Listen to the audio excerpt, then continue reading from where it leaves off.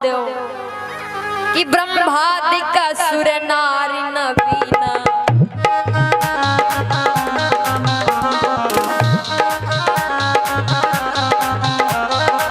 ब्रह्मादिक सुर नारी नवीना सकल असम सरकला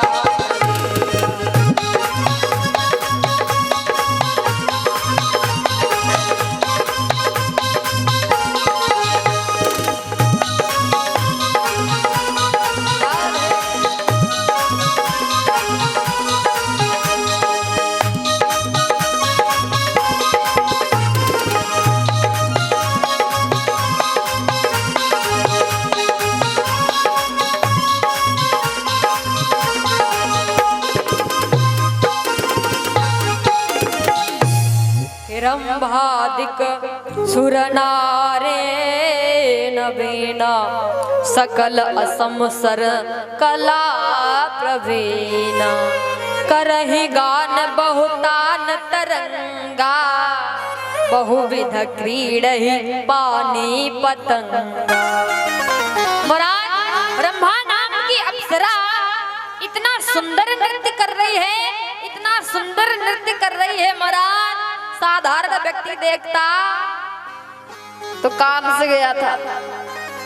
लेकिन धन्य है नारद बाबा, धन्य है उनकी तपस्या। रंभा नाम की अप्सरा नृत्य करते करते गिर पड़ी, लेकिन नारद की समाधि नहीं टूटी। कामदेव विचार करता मेरी ये भी कला फेल हो गई, अब मैं क्या करूं? काम कला कछु मुनहि न व्यापे निज भय डर्यो मनोभव पापे। महाराज कामदेव डर गया कि मेरी कला क्यों नहीं काम कर रही है, आखिर क्या कारण है। अब विचार करता मैं नारद की तपस्या तो नहीं भंग कर पाऊंगा, ऐसा करता हूँ डायरेक्ट जाके इनके चरणों में गिर जाऊंगा, और जब चरणों में गिरूंगा तो क्रोध आना ही आना है। कोई ध्यान में बैठा महाराज जाके हिला दो, गुस्सा आएगी कि नहीं आएगी? तो महाराज विचार करता मैं चरणों में गिर जाऊंगा, क्रोध में श्राप दे देंगे, तपस्या भंग हो जाएगी। आप लोग व्रत रहते हैं, नवरात्रि व्रत, सोमवार व्रत, लेकिन व्रत के कुछ नियम होते हैं। भगवान ये नहीं कहता कि आप अन्न त्याग कर दो तो मैं प्रसन्न हो जाऊंगा। भगवान कहता दोष त्याग कर दो तो मैं प्रसन्न हो जाऊंगा। पता लगे आप व्रत हैं, कोई आकर के आपसे कोई बात कह दी और भूखो आपको क्रोध आ गया, एकदम से आप चिल्ला दिए, सामने वाले व्यक्ति पे आप चिल्ला दिए, आप शब्द बोल दिए, तो समझ लो व्रत खंडित है। हमेशा मृदु भाषा बोलना चाहिए, प्रेम से फेस आना चाहिए। ये नहीं कि आप व्रत हो तो बड़ा बड़ा कार्य कर रहे हो कि जिसको पाओ उसको चिल्लाओ, नहीं। तो कामदेव विचार करते तपस्या में बैठे, जाके चरणों में गिर जाएंगे, तपस्या भंग होगी, क्रोध में श्राप दे देंगे और तपस्या भंग हो। जाकर के कामदेव चरणों में गिर गया। नारद बाबा ने श्राप नहीं दिया, आशीर्वाद दे दिया, चिरंजीवी भव। कहते हैं नॉर्मलता से सब कुछ किया जा सकता है, क्रोध में हमेशा काम बिगड़ता है, बनता नहीं है। अब आजकल के भैया लोग जोश में काम करते ही होश गंवा देते। अब बात आई है तो थोड़ा एक दृष्टांत सुनाऊं। कहते हैं जोश में काम बिगड़ता है, बनता नहीं। एक बार की बात, और नौयुवा लोगों के पास केवल जोश होता, होश नहीं होता। एक बार ट्रेन में 5 नौयुवा लड़के बैठे थे, एक डिब्बा में केवल 5, और सबसे पीछे एक बुजुर्ग बाबा बैठे थे। जो 5 नौयुवा बालक थे, लड़के थे महाराज, तो उम्र यही थी 18-20 वर्ष, नौयुवा। अब वो पांचों आपस में बातें कर रहे, भैया आनंद नहीं आ रहा, मजा नहीं आ रहा। तो कहा चलो चल करके ये चैन खींचा जाता है। चैन क्या लगी होती है आपातकाल में, अगर खींचो तो गाड़ी रुक जाती है। तो महाराज चैन लगी हुई थी।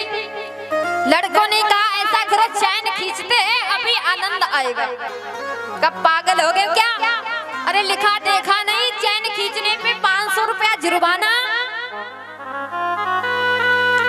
तो कहा क्या हुआ, 5 है 100 मिलाएंगे 500 हो जाएगा। तो पहले ऐसा करो 100 रुपए जमा करो, 500 इकट्ठा करो, टीटी आए फौरन दे देना, अभी तमाशा देखो मजा आएगा।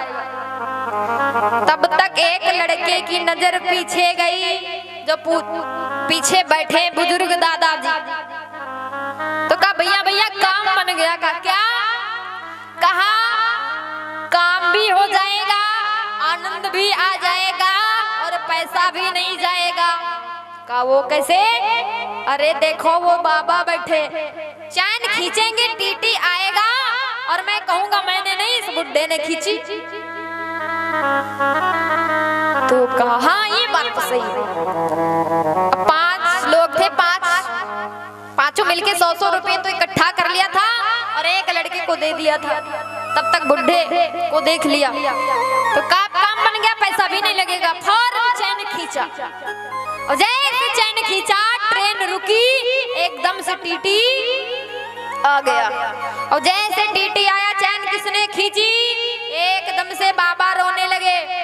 अरे बाबा टीटी वो चैन इन लड़कन ने खींची, मेरे पास 500 रुपये थे और 500 रुपये भी ले लिए और चैन खींच के कहते थे बुड्ढे को नाम लगा देंगे। बाबा रोने लगे। लड़के कहते ये तो उल्टा हो गया। अरे कहा मैं इस बुड्ढे को बताने वाला था, इसने तो पहले ही मुझे बता दिया। अब 500 रुपये का भी इल्जाम लगा दिया।